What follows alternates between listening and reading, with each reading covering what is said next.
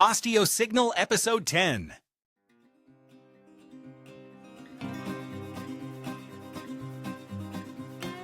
This is OsteoSignal with Neil D. O'Neill, a podcast exploring how your body's natural design connects with osteopathic science, translating complex signals into practical insights so you can truly thrive. We're joined here with Josh Woodger, another manual therapist here in Utah. And today, what are we going to be talking about? So let's talk about peptides. Oh, yeah. So, talking about peptides. Well, first off, what is a peptide? So, amino acids are the building blocks of proteins and peptides. So, if you have a short chain amino acids, which some of you people do, say, oh, I have to eat short chain amino acids, or supplement with those. BCAAs. There you go. BCAAs. There we go. Branch chain amino acids. So these short chain amino acids are basically otherwise known as peptides. Now, peptides, they can be from 2 to 50 amino acids, so they're relatively small. Typically, when we speak of something being a protein is about 100 proteins or more. It can be as few as 50, but usually a protein, the distinction for protein is that a protein has, that as you add these amino acids into a chain, all of a sudden they begin to make little twists and turns, kind of like a cat's tail that got run over. So they make all these little twists and turns. But once that string of amino acids gets long enough, then you actually get what we call tertiary folding. So third order folding, it starts to make a complex structure, somewhat like a house or a building, or in fact, like a virus or a protein in the cell wall. Excuse me. So like a protein in the cell wall that something else could come along and stimulate to cause it to either cause something to happen inside the cell, or it could actually open the cell wall so that whatever that is can enter in. For example, viruses do this. They will have a peptide that sticks out of one of their proteins, and that peptide comes up and inserts into a protein in the cell wall that allows it entry into the cell, or even worse, into the cell nucleus, and then it writes its RNA or DNA into the cell DNA, which is bad because that is often when we get cancer and things. So anyway, back to peptides. Peptides are also a very useful thing right now because we're finding that they have all sorts of actions. Specifically, they're really neurotransmitters. Now, neurotransmitters, we start to think, oh boy, that's, now we're going to have a long conversation with the professors. However, you already know a lot of these. A lot of these peptides are things that you've used. So if you know anything about a GLP-1, that's a peptide. So it's a short chain amino acid that comes in and changes proteins in your liver, brain, and pancreas. But there are other ones such as insulin. Insulin's a very useful one. Human growth hormone, your estrogen or testosterone. So if someone's supplementing with estrogen or testosterone, hormone replacement therapy, they're already using peptides. There are actually a lot of other peptides that we use in healthcare. There's several that are being that have been made by pharmaceuticals to treat specific things: multiple myeloma, certain cancers, HIV. You also have irritable bowel syndrome, malabsorption, osteoporosis, et cetera, et cetera. You already know some of these, and some of you may already be using those. But what we really want to talk about is what are the other ones that are out there for use? And that's why I want to talk to Josh here, because Josh is the man in the know. Josh is certainly in the exercise world, sports science world. Yeah, I'm a big fan of it. There's a lot of stuff that I think is really interesting that can help a lot of people. So certified TB 500, TBC 157, those are the two big ones everyone talks about right now all the time. Okay. So who's using that and for what purpose? The BPC 157, a lot of people are using it for injury prevention. And then if they're trying to rehab something, they're injecting it into that site because it provides healing benefits to that area. Oh, amazing. Right. So some of that, since these are kind of like neurotransmitters or basically signaling peptides, what they do is they can turn off inflammation. That's how they can help you heal from an injury, right? Sometimes chronic inflammation is the key source of the problem. It's just you can't turn off the inflammatory response. So if you have something that you can inject that will turn that response off, that can be very beneficial. So it's like an antihistamine. Kind of like an antihistamine, but more specific. Yeah, the same kind of idea. Yeah. So the problem with some of these, and people are looking at these peptides. Anyway, so all these peptides, people are using them. They have been for sale. Unfortunately, what's happened in the last few months, 3 to 6 months, all of a sudden the FDA has put all of them in a black box. So if you go to for anybody who's been buying such peptides on websites, if you go to those websites now, you'll notice that at the bottom of the website it says not for human consumption, and that's because the FDA, and you can draw your own conclusions as to why they've done this.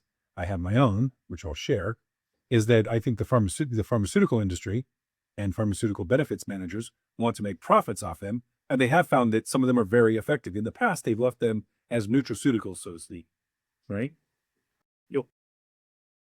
So, since they were nutraceuticals, then the FDA kind of ignored them and just kind of said, okay, well, hey, buyer beware, and any claims made are no, you can't make any true claims. You can say, we've seen that this happens, or people have reported that. You can't say, we know that it does that. It's not, not that they don't have scientific proof behind them, but that it just, again, the way the FDA works. However, now all of a sudden the FDA has put them in the black box and said, no mas, you can't use these peptides, and you can't sell peptides. Now, the problem for us is that a lot of these peptides have been being made relatively inexpensively. For example, the GLP-1s that have been all the rage, the pharmaceuticals are able to meet about 6% of the demand for the GLP-1s. Now, of course, they're charging anywhere from $1,000 to $1,500 per month for those GLP-1s. So what the pharmaceuticals asked is they asked that the FDA allow compounding pharmacies to go ahead and make the GLP-1s, which they were able to do, and they were able to start providing it for $150. So many of you may have noticed that, right, for example, like hims.com or row.com, or there's many of them out there. Those are just some that people might know, that you'll see that it's advertised, hey, $175 a month, you can have GLP-1. We'll provide it to you. And it may not say Ozempic on it. It may not say whatever, Wegovy. But that doesn't mean that the GLP-1 is not effective and safe and contaminant-free. These compounding pharmacies are actually highly regulated and very clean. There's a huge amount of oversight because they're here in the United States. So when they make them, you're getting U.S. standard of everything. Actually, I will point out that one of the problems with some of these pharmaceutical companies is they're making their GLP-1s in foreign countries. For example, I know that there is one of the pharmaceutical companies makes their GLP-1s in a village in India that is hours and hours and hours away from an airport. And that if the FDA wants to go and inspect the facility, they have to give a 3-month notice so that a company representative can be there. And then they have to, they have to tell them exactly when and where they're going to be there. Then these FDA agent would have to travel internationally, and then travel to some village in the middle of nowhere. And in one particular case, the village doesn't even have running water, and yet they're producing GLP-1s there. So, for some of the quality of things, actually the compounding pharmacies may be better, but yet all of a sudden the FDA has shut that down. So now what they've done is they're doing a little end around for now, because they're being allowed to just say not for human consumption. And of course, everybody kind of ignores that. The problem being that how do you know which website is a U.S. compounding pharmacy and which one is a Chinese product that's just coming into the country and then being sold? Or what if it's just sugar water? You could be just getting sugar water. You could be getting just, hey, I can't tell what, it looks like some syrup. And so you could be injecting syrup. So now all of a sudden there's not going to be any oversight because anybody can sell it because it's still being sold, but the regulation is gone because now the FDA is not going to go look at the compounding pharmacies. They're going to say, you're not allowed to make it. So I'm not sure quite what's going on. There's a lot of politics. I'm not privy to all that, but I do want to point that out to people, that understanding, like, do you have access to peptides? Well, maybe you do, maybe you don't. And unfortunately, you should not be happy about that. So we do want to bring some of this stuff up to say, well, peptides can be very useful. They're so useful that we treat type 1 or type 2 diabetes. We treat cancers, several cancers with them. We treat, et cetera, et cetera. And so we know they're safe. Really, from the peptides that are out there, like the PPC 157, there's been no, other than injection site problems or something, which, say they had a contaminated surface or a needle or something, or it wasn't quite done right. Nothing has been really traced back to these compounding pharmacies, or it's just more like application. I was going to ask you, are you aware of any research that people could do to find out the source of those peptides, or yeah? So what can they do? Well, so there are still these compounding pharmacies are still open and active, and they're still selling it. They're just saying for now they're able to say not for human consumption. You could tell somebody, I'm buying this for my dog, Sure. because we use many of these actually for animals as well. Veterinary medicine is using them. So there's a lot of veterinary sources that are saying, yeah, we're still selling this stuff. And you can say, yes, I'm buying this for my horse or something.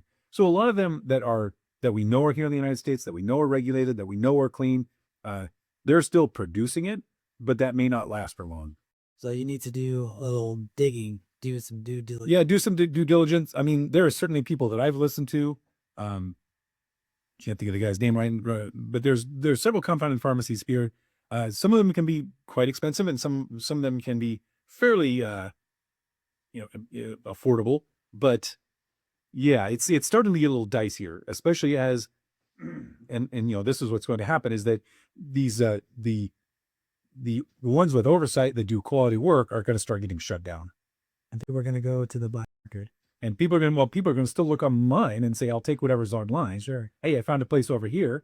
They say they've got quality stuff. How do I know? Right. The black market's going to really take over. And that's always the problem with a lot of things, is that you shut something down and don't let there be a quality outlet for it. Well, you're going to get whatever. So that's problematic. It is. Okay. So let's talk about some of the other things that maybe people are using. For example, some other peptides are collagen. So if people are injecting collagen under their eyes, but we also use collagen for the healing, right? So there's a lot of other ones that are out there that you might not even realize are peptides.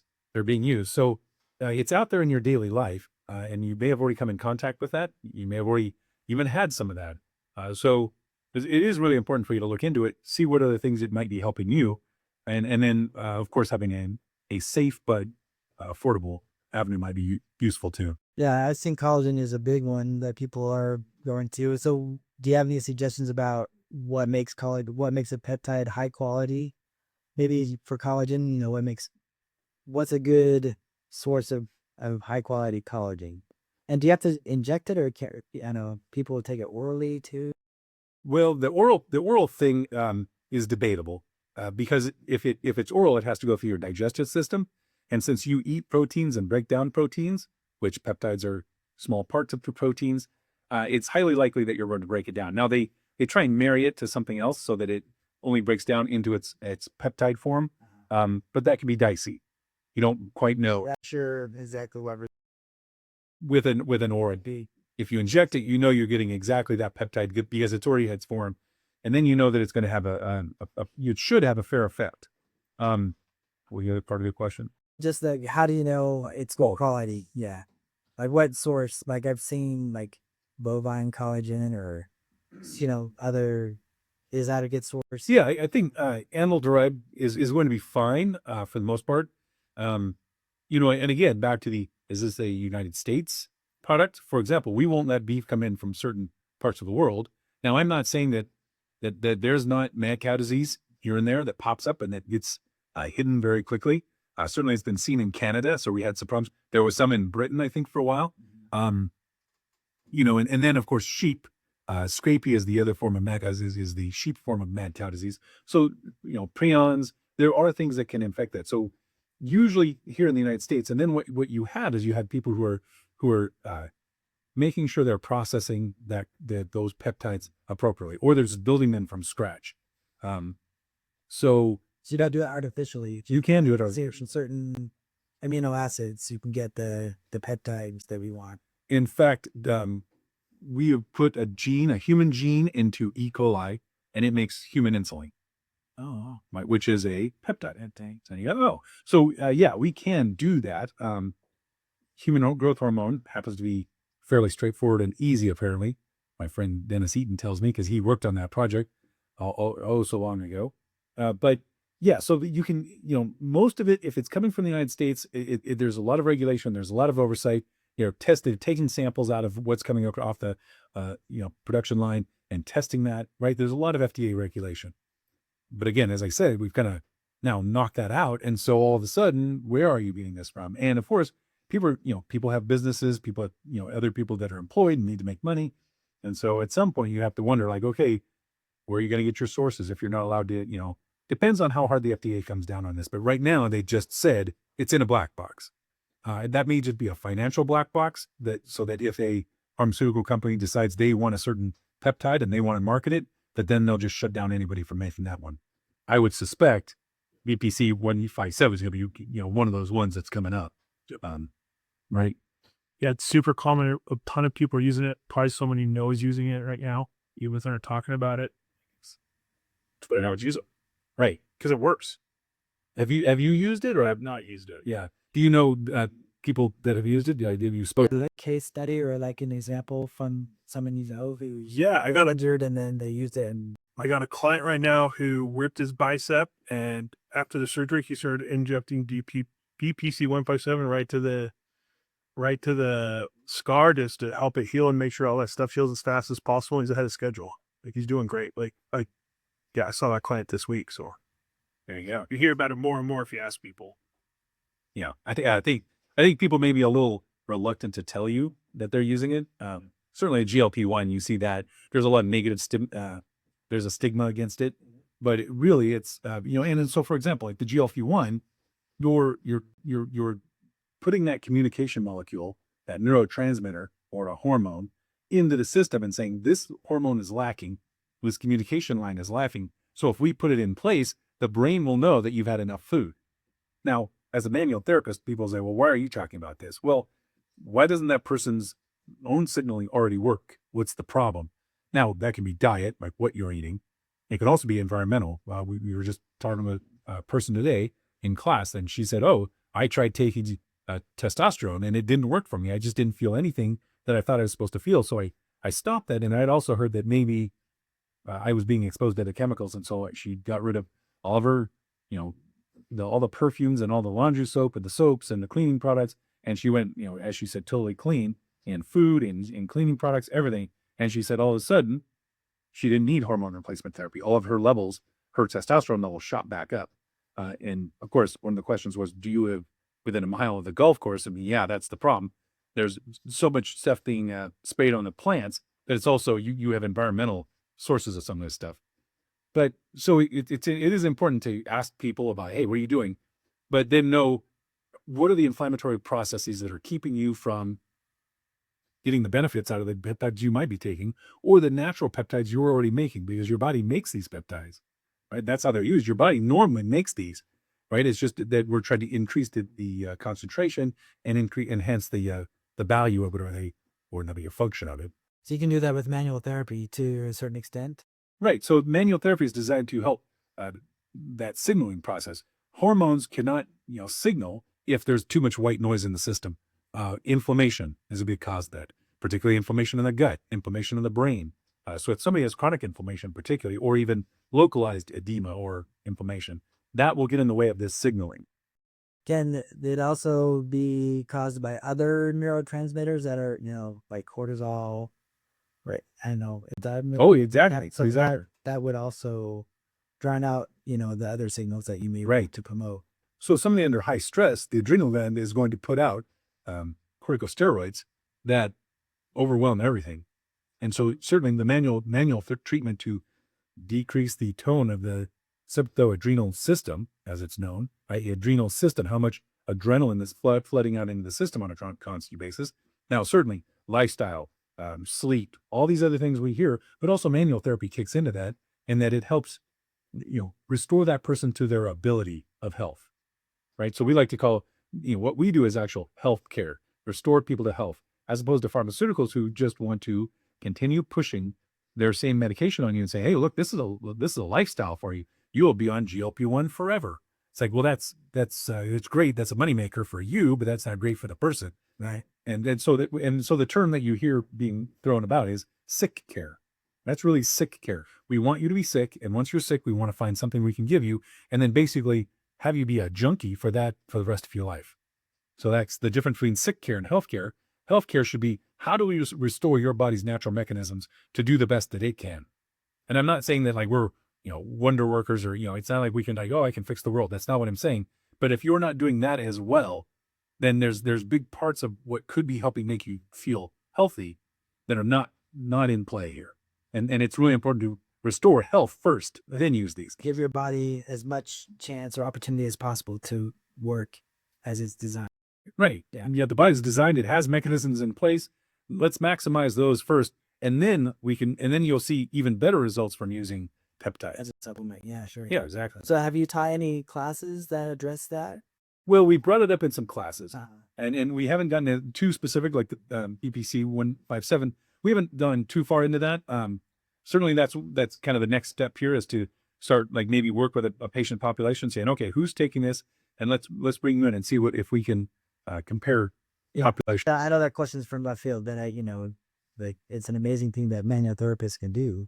Right. Right. And so I just wonder if you had taught that or pieces of it in some of your classes. Well, we've taught pieces of it, and then what we do is the maximizing, like integrating that into the information of saying, hey, look, here are these peptides, here's what people are doing with them, but here's what they're supposed to be doing. How do we maximize that? How do you, for example, how do you work on the skull and the drainage of cerebral spinal fluid out of the central nervous system? If it doesn't weep out of the system appropriately, you don't have health, right? So it's really understanding this natural balance of the body, what it's supposed to be. And if you don't have that natural balance, then these peptides, it's against the ocean tide. You're not going to have them, be effective at all. So particularly like preparation for pregnancy or for giving birth, the cervix has to ripen. And so often the doctors just want to give a peptide. They want to give the patient a good dose of oxytocin, yeah, Pitocin. Yeah, so Pitocin, yeah. So they want to give me Pitocin. The problem is that Pitocin's long acting, and it kicks in other reflexes. It attaches to neurological centers and then causes them to continue to act over a long period of time. Well, you want that to be a short acting, and that's sometimes that's a problem when you have an endogenous peptides, the ones that your body makes. They're going to have a short action. They're not going to act for years and months. The problem with synthetic peptides is that they can actually attach to something and not be detached, because it's very difficult to detach there, especially if there's inflammation in the area already. And if a woman couldn't ripen her cervix on her own when the birthing process was supposed to begin, then that may indicate that there's already a disconnect between the brain, the adrenals, and the cervix and the pelvic organs, and then also the nervous system, the vagus nerve, the S2-3 nerves. So if there's a disconnect between all those systems, they're supposed to communicate with each other. So we bring a synthetic in and put it in the system, overwhelm the system, just force it down the system's throat, and then that's super. Yeah, exactly. Then the volume's always up high, and then the patient's irritated from then on out, and they don't understand why, or they have pelvic problems reproductive problems from then on out. Interesting. Yeah. So how does the body process those? Once it uses the peptide, what does it do? Like, how does it get processed? So there are Used up and then eliminated. Right. So for example, in a synaptic cleft, the space between a neuron, an axon, and a dendrite and a neuron, say one neuron's trying to tell another neuron to do something, there are actually chemicals that will be released, proteases, and a protease is something that breaks down a protein or a peptide. It cleaves amino acids. Okay. So the synaptic cleft does that. Your body will do that. They'll say, okay, there's proteases, or there are peptides that are acting in the system. Let's release this protease. The cell itself will release a protease and break that peptide down. Right. That's the problem with this synthetic one, though. They may not have the same sites. There may be other structures that this peptide end is attached to. So, for example, like a glucose-like peptide, meaning that here's this peptide that has a glucose end on it that sticks out, that stimulates a cell to say, hey, this is glucose. So can that cell break that GLP-1 down? Obviously, we know that they break down, but it does act for a week. So you can tell it takes your body a while. Whereas when you eat sugar, you'll be on a sugar, but say you eat sugar and the glucose stimulates those cells, you'll have that sugar high for so many hours, but then that sugar high drops off. Now that certainly changes your neurological system and makes you want more sugar, but that glucose end will be broken down. So this happens with peptides as well. Fascinating. That's cool. Just ask you, so you mentioned before about sick care and how pharmaceutical companies are incentivized to keep people on, certain pharmaceuticals. So specifically with the GLP-1s, What happens when people reach their desired result, with weight loss, and what happens to their body when they go off of it? Well, yeah, no, that makes perfect sense. That's a great question. That's the sad part is that so you use this GLP-1 and it gets the person and it replaces their signaling because the signaling between the gut biome and the liver and the pancreas and the brain is aberrant. It's not functioning properly. That's why the brain never gets the signal. We're full. Stop telling us to eat. So they use this GLP-1 to replace that communication, that line of communication, and they get to their desired weight. The problem is now that when they're going to stop that GLP-1 and they're slowly going to backslide, right? So this would be like every other diet they've ever been on. Yeah. So they're locked in. So they're locked into this Yeah. and paying this money for the rest of their lives. The thing is the analogy that I like to use is that this is like a coral reef. And say that you have a coral reef that's been bleached. And so the chemicals and the stuff that the coral reef puts out that draws in fish and shrimp and crab and other little organisms, zooplankton, whatever, that gets drawn into this coral reef, that the coral reef provides an ecosystem for those things to live in. And it puts out factors such as it puts out factors that pull those things in, and that makes it a healthy environment. The problem is, so the GLP-1 comes in, and you don't have a coral reef that's communicating properly. So you just pour the chemicals into the sea, and it draws those animals in, maybe not perfectly, but it draws some of them in. But it mainly just puts in those chemicals, and everybody goes, okay, that's great. But as soon as you take those chemicals out, you still have a bleached coral reef. So if you wanted to heal that coral reef, there might be a peptide that you would use. It's called GLP-2, and actually, for example, the semaglutide is a GLP-1 only, but tetraglutide is the GLP-2 that is in the name brand Mounjaro. Mounjaro is a GLP-1 and a GLP-2. So you actually heal the coral reef. You heal their gut wall in this case, and that creates that ecosystem for the gut microbiome to grow properly. So now all of a sudden you start having a proper microbiome. That's a big part of the gut-brain axis. That's the communication system that we've been lacking. However, Mounjaro, they're just trying to do something different and better than Ozempic, right? They have to do something slightly different. So they're using the GLP-1 and the GLP-2, but when they tell you to stop, it's not like you get just the GLP-2 and continue to heal the gut wall. Ideally, you would get more healing of the gut wall, but that hasn't been shown. So they're only giving you enough to get you so far, but not that you truly get that. And so what I might suggest to people who are thinking about this, saying, look, if we have these things that are, for example, semarelin or gonadorelin, those are human growth hormone stimulants. So there's another peptide that you can take that will stimulate human growth hormone to be released by your pituitary gland. That also causes growth and healing. BPC 157. Why are we not putting some of these other peptides together and really trying to heal that gut, that microbiome, and get the signaling to come back on its own so that we could decrease the GLP-1s, have GLP-2s, have these other ones doing their action, heal the gut wall, and then have that patient be able to be free of GLP-1s. Well, unfortunately, sick care does not want that. There's no incentive. There's no incentive. Yeah. They don't want health care. That would be health care. And so, and again, Josh and I are manual therapists, Autumn.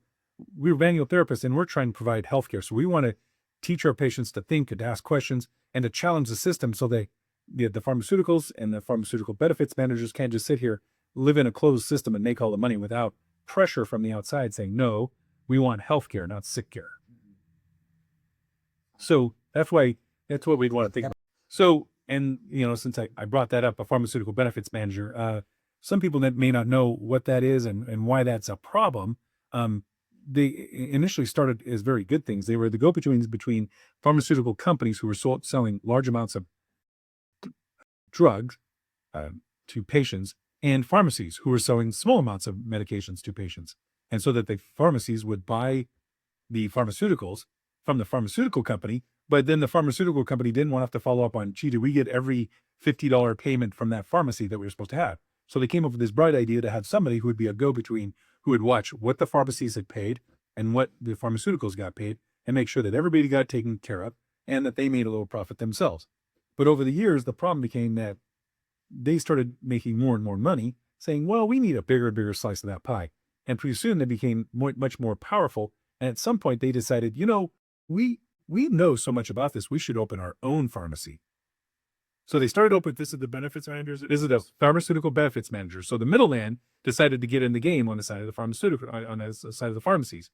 The issue came in that when insurance came along, the pharmaceutical benefits managers were the ones that determined, they're the ones that told the insurance company, here's how much people are paying for this, and here's how much the pharmaceuticals, that's what their cost is, and here's how much we think you should reimburse the pharmacies for. Well, they had all the numbers before them. And as we all know, when you have big data in front of you, it's really easy to look at and say, hey, there's a huge opportunity here, because since we determine what the reimbursement rates are, we could provide medications that nobody else is providing, make sure that they had a huge profit margin so that we would have pharmacies that had huge profit margins, and that everybody else could have a smaller profit margin. And slowly but surely, they got into it, and they had got more and more pharmacies. And over time, they said, maybe we should make it so there's less competition because we do such a good job. We'll start making sure that, like, say a pharmacy, an independently owned pharmacy, is charging $75 for this heart medication, and everybody's coming in and they're being, and the insurance company's paying $75, and the patient pays their $20 copay. Patient's happy, pharmacy's happy, they get their $20 for selling it, and the pharmaceutical's happy. And obviously there's some cut in there for the pharmaceutical benefits manager. But after a while, they said, well, if that pharmacy sold it for $75 and they got the $20 copay, what if we only reimbursed them $50? Well, now they lost $5 on the transaction. And slowly but surely, they kept doing that with this medication, that medication. And then when all the other pharmacies would stop ordering that and say, oh no, I'm sorry, we don't carry that medication anymore because we don't make any money in it, then the pharmacy owned by the pharmaceutical benefits manager carried it. And so when the people came to say, I need this medication, they said, oh, that's great. We advise that we should be reimbursed $95 for that, plus your $20 copay. So they started making great profits. And they did this one by one. They started doing that to more and more medications. That's how pretty soon independent pharmacies couldn't make any money. And that's why there are no independent pharmacies in the country today. They're all, they're basically all owned, financially by three companies: Optum, eScripts, and CVS. Okay, so the rapid rise of CVS Pharmacy, you might wonder why they made such an amazing, brilliant rise to the top. Well, because they're a pharmaceutical benefits manager. They determine how much and which medication and how much they'll get reimbursed for. So they've slowly but surely cut out the little guys. That's not to say that Optum and eScripts didn't. Now, on the one hand, that's just competition. But on the other hand, it's a closed system, and they're in control of two of those parks. But I will point out, CVS Pharmacy has also bought Aetna.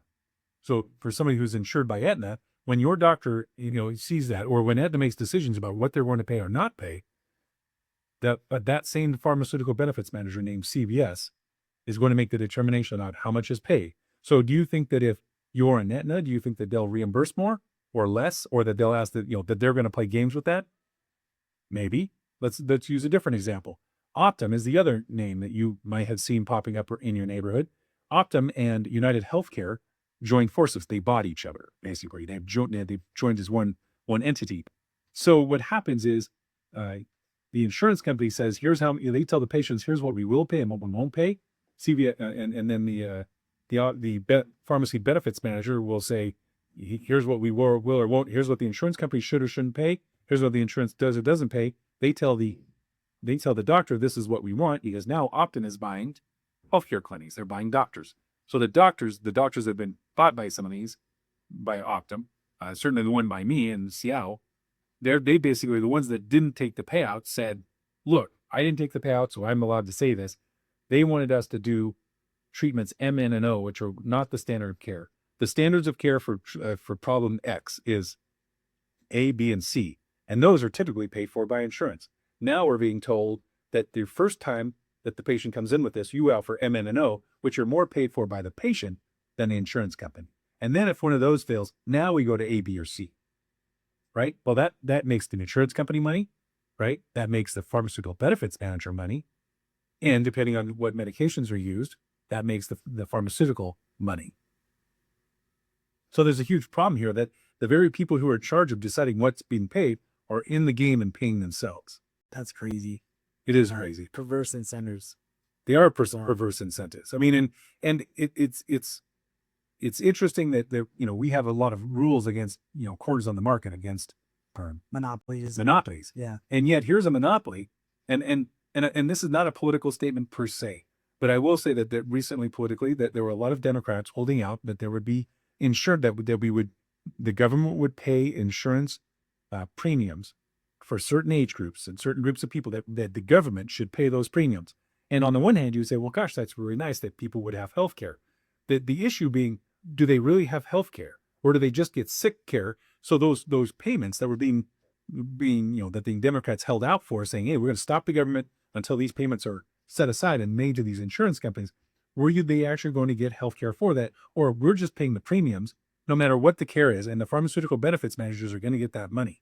So who are the Democrats really holding out for? Right. Yeah. Is what I would want to know. I'm just saying, hey, I'm just saying, as an average citizen seeing here, and I understand what these pharmaceutical benefits managers are doing, right? And hey, they're just business people and trying to make their living, and everybody's trying to make a ton of money, and that's great on the one hand. But when you have a monopoly, and then you have government officials demanding that we pay you out, that the U.S. taxpayer take money out of the U.S. Treasury and pay them out, I have a problem with that. That seems fishy to me. For sure. And how did you kind of connect these dots with the pharmaceutical benefit managers and the pharmacies and Well, there's a YouTube video. the healthcare organizations and things like that? Well, it's public record that at the CBS by Aetna, right? How did you you said mention a YouTube video? Yeah. Like, what kind of rabbit hole did you go down to kind of, put all these things together? Right, like the Democrat one, unfortunately. I mean, and I'm not trying to kill the Democrats, but obviously as a group, they were holding out, and there was some reason for that. I think it's money. And I think it's money for this. So how did I get there? So, I first became aware of pharmaceutical benefits manager because there's some kind of odd video online. And when you start looking at, I was like, there's been certainly documentaries on sick care in America and this, that, the other. And as you go down that rabbit hole, you become a little more aware, and then you go, well, what is a pharmaceutical benefits manager? And who are these? And all of a sudden you notice that one of them's named CVS, one of them's named eScripts, and one of them's named Optum. And you're seeing at least two of those three names popping up all over the place in our part of the country. Then you're like, well, wait a second. They're buying healthcare organizations. They're buying insurance companies. It certainly seems, and then as you start asking questions of various individuals. So for example, one of the people that speaks about peptides, he actually owns, what's that? Ways to Well. Yeah, Ways to Well. I forget his name. YouTube or a website? Oh, let me. He runs a clinic in Austin, Texas. That's really big on true health care. Yeah. Peptides and sugar in your blood. Oh, Brigham Bueller, that's it. Yeah. So so then I saw this Joe Rogan episode, and Brigham Bueller was on there, and he was talking about that, and he said some of this stuff as well. And so certainly, and it's like, well, I was aware of this video, and I already know somewhat about PBMs. I've been in healthcare my whole life, or my whole career since 1995. So a lot of this stuff has been going on, and you see groups rise and fall, and this group get bought, and then a group tried this thing or that thing, and so you see a lot of financial gains being played, and so you understand, like, hey, it is about money. It's about a lot of money, and then understanding how what is this sick care that's been going on? It's been getting worse and worse and worse, and then you see. And I made that jump myself from seeing the Democrats holding out, saying, we got to make these payments for health care. Everybody get behind health care for poor people, all this health care. We got to make those benefits. We got to pay those premiums. I was like, yeah, you're going to be paying the premiums. But as we know from what we call a sick care, that they're not getting health care. Right. That standard is, like you mentioned, the MNL steps. Right. There's no enforcement or accountability for, to ensure that that's actually what's happening, right? Correct. And that's the whole thing. You're just throwing money at the problem without checking to see if it's actually working. Right. Exactly. And when it's government officials doing that, and they're doing it with such heartfelt and wrenching, like, oh my gosh, we got to save people with healthcare benefits. And you're saying, well, how much of those healthcare benefits are people getting? Right. And I'm not saying I'm not saying I'm pro-Republican, but I can at least respect when there's someone out there who says, hey, instead of getting those premiums to insurance companies, what if we just gave them to the individual people and let them decide how they were going to spend that on their healthcare? Yeah. And put the consumerism back in healthcare, because I think that's where it needs to be. But that's also why we're here on this podcast, because I think we all have a vested interest in seeing that people get healthcare. Okay. Yes. not sick care. And understanding you, because once they start seeing through this, they're going, wait a second, why are we paying these crazy premiums that go up and up and up? And yet there's no fix in the end. There's no, hey, let's find a less expensive way to do this. Like, so for example, in 1998, I broke my hand. I was playing semi-pro football. I hit my hand on a helmet and I broke my finger. So I was looking up stuff like, gosh, I don't want to miss any of my games. I know I've broken my finger. I'm a manual therapist. This is kind of hard. And I looked it up, and they had actually approved for people, for particularly people who had Alzheimer's. If they fall and break their hip, their average lifespan at that point is going to be 1 year. Because they have Alzheimer's, they can't remember to be careful with their hip. They'll stand up in the middle of the night and fall and break their hip again. So they'll keep injuring themselves. So they die on average in about a year. So somebody wanted to do something good about that, and we did some research on it. And one of the things they came up with, they said, well, look, what if we used calcium carbonate or a synthetic bone that was temporary that we could inject into where they fractured their femur, their hip bone? If we inject it in there, does that give them a good enough hip that they can walk on and not fall? And lo and behold, it actually works spectacularly. So it was actually approved by the FDA that you can get an injection. If you have a fracture in a bone, you can actually go in, they'll stick a needle into the bone, ideally set whatever it is that they have to. And a lot of fractures are just fractures, they're not displaced. So you can fill the middle of the bone, which is slightly hollow. You can fill that with this calcium carbonate, and they actually, it's calcium sulfate, and then the other one is calcium phosphate.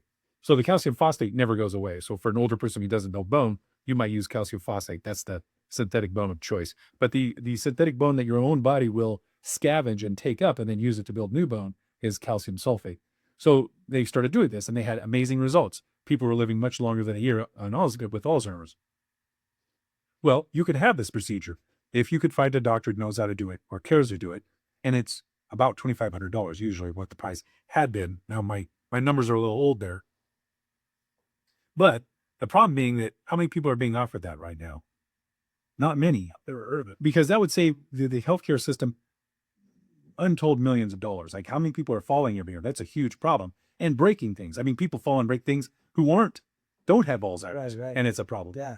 So if in a 20-minute visit, you could go in, have the doctor inject this in there, or in a visit, go in and have the doctor inject this. 20 minutes after your visit, this is hardened, it's cured, and now you can use that body part at full weight because it's actually stronger than your other body parts because it has this additional strength given to it. So you would never have that problem. Like one of the big problems that when we have a total knee or total hip, or an ACL replacement, we immediately get those people up and we have them walking and stretching and mild strengthening and saying, you've got to start now because it's you sitting around and not using this that will cause you to not have function, right? So immediate function after an injury, right? And that's also become the new ideal, right? In the past, it was rest, ice, compression, elevation. Well, Dr. Merkin, the guy who came up with that, as he did his research, he realized, no, if we ice right away, you keep the white blood cells from coming into the area. And it's the white blood cells of macrophages who come out of your arterial system, come to an injury site, and they release factors that set up the healing process. It not only when it begins, but how strong of a response we'll have and when it will end. But if you ice or take anti-inflammatories, before that, you stop that process of those macrophages coming in and providing those chemical cues as to when to start, how high to go, how far to go, and when to end.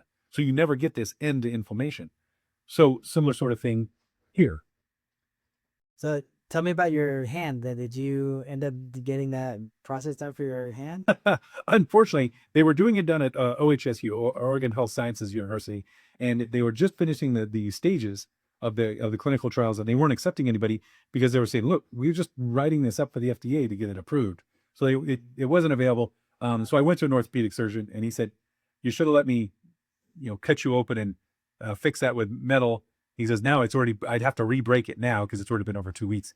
And I said, that's okay. I'll just live with it. And it's been fine. I have a little arthritis and hurts here and there, but it's nothing too bad. Okay. Still would have been better to have a normal length finger on that hand. Sure. It's like a boxer's fracture for anybody that knows what that is. So yeah.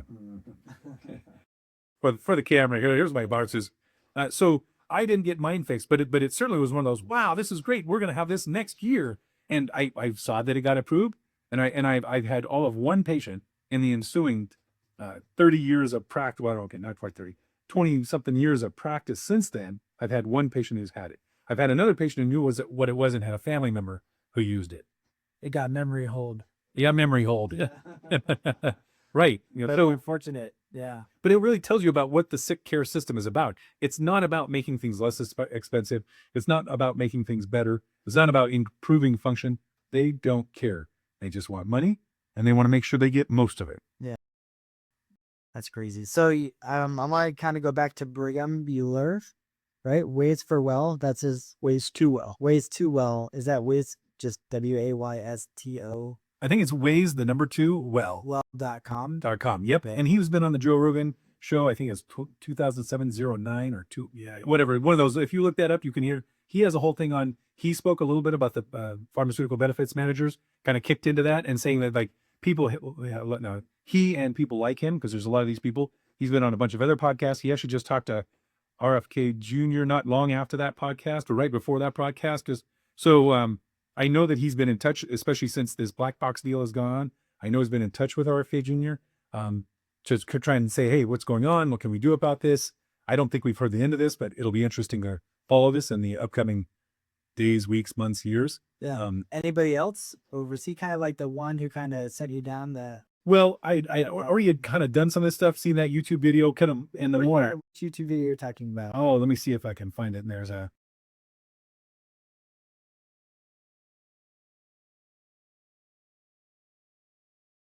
We're gonna be able It to is called send Medical. people if they want to watch it for themselves. Yeah, Medical. Let me see if I can pull it up. We'll see if we can put a link in the show notes. Well, actually, here you go. There are several on there. If you just type in pharmaceutical benefits managers or PBMs, actually now I see like 3 or 4 that say that. Now but there for a while. It was called Medical. I can't find the one that I originally seen. All right. If you do come across it, let us know and we'll include it. Medical mystery or medical. It was like medical mafia. That was it. Medical mafia. Let me see if I put the mafia in, if it comes up. Modern medical mafia docuseries. Yeah. So I basically there was an original one, and then now they have a docuseries on it. So that's the one that got me to kind of realize, oh my gosh, I had never even heard what a pharmaceutical benefits manager is. And of course, there was that United Healthcare CEO that had been shot and killed, executed, and the person who did that Luigi guy, he had been looking at information like that as well, and so he thought, now of course that's completely inappropriate. That's not how we solve problems. Right. This is it. At the end of the day, it's just money. It's not lives. I mean, it does cost people lives, right, because of health, but that's not how you handle things. Right. I mean, we need a fix for everybody. You go and shoot one person, You're just gonna replace them with another. Yeah. In fact, yeah. Then it makes the whole. It actually ruins any of the information behind that. So that's not really the way to handle things ever. Yeah. Okay. Good. That's Yeah. So yeah. So that really got me going down the rabbit hole. This Brigham Bueller brought this. He also was talking about it, and so the deeper I got into the peptides, and the deeper you look at that, and then of course this recent political situation. The longest government shutdown in history, and pretty soon you're like, wait a second, they're just fighting for payments to insurance companies. They're not actually saying we're going to give this money to people. This isn't for food. They were willing for people to go without food for quite a while before they went, oh, okay, wait, the SNAP program and SFW. Yeah. They would rather people had healthcare premiums paid than they had food. Now, wait a second. You start to like, what is the reasoning behind that? out of whack for sure. There's something wrong with this prioritization. Yeah. Right. And so one has to suspect that, I think this PBM situation has something to do with the pharmaceutical benefits thing, that, that money is being, the government is paying money, and they want the government to pay money for everybody to the guys, PBMs. Yeah. That's and to provide sick care. So they're just basically going to rake the money in, not help anybody's health. Right.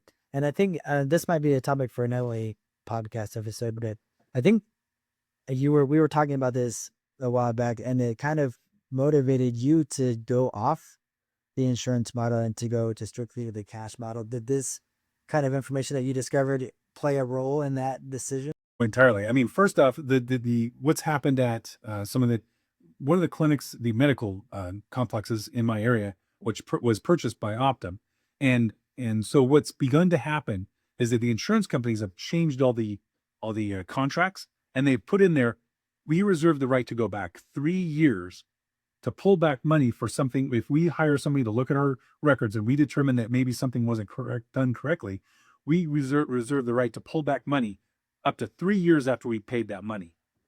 Now, 3 years, if you would, and that's the whole thing. Either was appropriate right at the time or it wasn't, right? And I can understand. Catch it. Right. I mean, if you do audits or something, you could catch it right. a couple weeks or 30 days. And if you're going to hire outside groups to do this, then they should be looking at your stuff like within the year.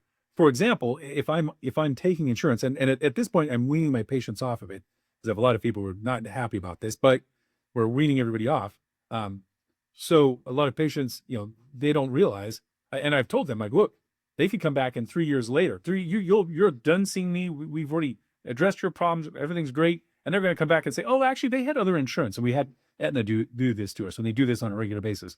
Aetna will come and say, hey, we paid that money to you like a year ago, but we decided actually we shouldn't have paid that money to you because this third party said that these people had other insurance. And you'll go and you'll ask the patient, did you have other insurance? And they say you had Primera. And the patient will say, no, I have Primera Dental, not Primera Healthcare. Mm-hmm. But Aetna goes, oh, and the group they hired, they're not going to differentiate. Oh, no, they had Primera, so they had other healthcare. They should have charged the other healthcare. There was a different healthcare they should have paid. So they just take the money back. Then we have to go back, rebill, send all the money over again to rebill and to prove to them, no, that patient didn't. And mostly they give us the money back, but mostly. Right. Yeah. So we're getting off that model. They're putting, obstacles in your way to do that. So we could talk about this in a different. Yeah, this was exactly what the PBMs did to pharmacies when they started having pharmacies. Yeah. Now they're owning medical establishments, right? Medical treatment, places, hospitals, groups. So the writing's on the wall. They're going to do it to everybody. So I might as well get out now while I still can. Okay. And after this, I'm probably done. All right. Well, thanks, then. This is great. Yeah. So we're coming up on close to an hour or so, and that was great. I got a quick question. Yeah. Is there anything that you know of how I can make some of my injections more potent or less potent? Do you have any tips on that? That's a great question. Let's talk about GLP-1s, just because I think those are the most prevalent right now. One of the ways that a GLP-1 works is by making nauseous so that you won't eat, right? And it has to be that information, that peptide has to be taken up by some structure that can get to the brain. Well, that structure is the vagus nerve. So when they tell you to inject into your abdomen, right, they'll say, oh, just anywhere in your abdomen will work. Well, that's not necessarily true because your vagus nerve actually innervates the first 2/3 of your intestinal tract. So you have what we call the foregut from the back of your mouth down to just past your liver. That's the foregut. Then you have the midgut that does all the absorbing and kind of raking down the stuff. And that goes from just past the liver all the way to the first 2/3 of your large intestine, or we call the transverse colon. And then we have the hindgut. So the vagus nerve has innervated everything up to that point. But now a different set of parasympathetic nerves takes over, what's known as S2, 3, and 4, the pelvic spinacles. The pelvic spinacles take care of the hindgut. Well, that would be obvious. You go, oh yeah, the pelvic organs, are innervated by S2, 3, and 4. You have to have the brain is in charge of saying when it's time to have the baby, but the S2, 3, and 4 are in charge of saying how do we have the baby, or like how do we take care of the baby? Need different groups. But that S2, 3, and 4 innervate the hindgut, but the hindgut goes all the way up to your left upper abdomen. Okay. So if you want greater weight loss effects, you would want to inject on the right side. Okay. If you wanted some nauseous, some good weight gain by weight loss, but not too much, because let's say you're getting too nauseous. I've had patients, you've probably seen this as well. People who get too nauseous, you would want to do the upper left because you still have vagus at the diaphragm, but the S2, 3, and 4 are just below that. But if they're way too nauseous and they've lost all the weight, but they're still on, like I say, a dose to keep them going, but they're just still getting nauseous, you would do lower left, because lower left is not vagus. Lower left is the S2, 3, and 4, which nauseousness comes from the vagus nerve because it presents information to your brain and then says, hey, the left vagus says, let's be nauseous, and the right says, let's puke it up.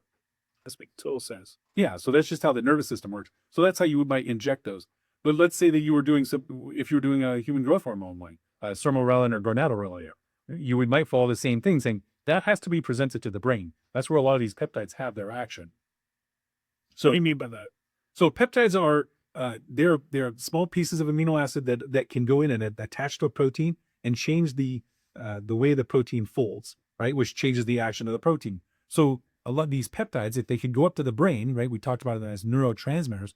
Okay. So we want them to go from some structure in the body up to the brain. Like say the gonads tell the brain, hey, we're doing testosterone down here, or the brain tells the testicles or the gonads release testosterone. So there has to be this two-way communication. Well, a lot of these, like a GLP-1, is to tell the brain, I'm full. Well, if you need a response to the brain, it has to be carried in usually on the vagus nerve. Okay, so if it's something that's going to the hypothalamus or to the brain to tell the brain, okay, we have enough, don't do anymore, or this is the action we've had, then you'd want to follow this advice. But what if you were doing it to the gonads?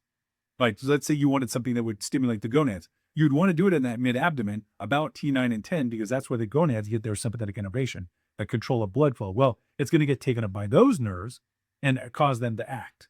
Okay. Okay. So you want to know, and again, your manual therapists know what levels are innervated by what organs are innervated by what levels, and they can help you say, well, this nerve goes to there, so T9 is for the gonads. So it's useful information to have, especially if you're using that, or for example, the biceps. Like you said, your patient was inserting it into his biceps. But really, if you go back to C5-6 and say, I'm going to put this at the C5-6 level in somewhere that's fairly safe, like say the upper chest or something, right? Don't do it necessarily into the arm. You would want to do it into maybe the pec major, or if you have some adipose tissue on the chest, because it's going to get absorbed back into those nerves, right? And then that's where it's going to have a great action. We want that action on the sympathetic nerves in that case, because it's the sympathetic nerves that are going to be part of the inflammatory process. So the general principle is to inject where the site is innervated.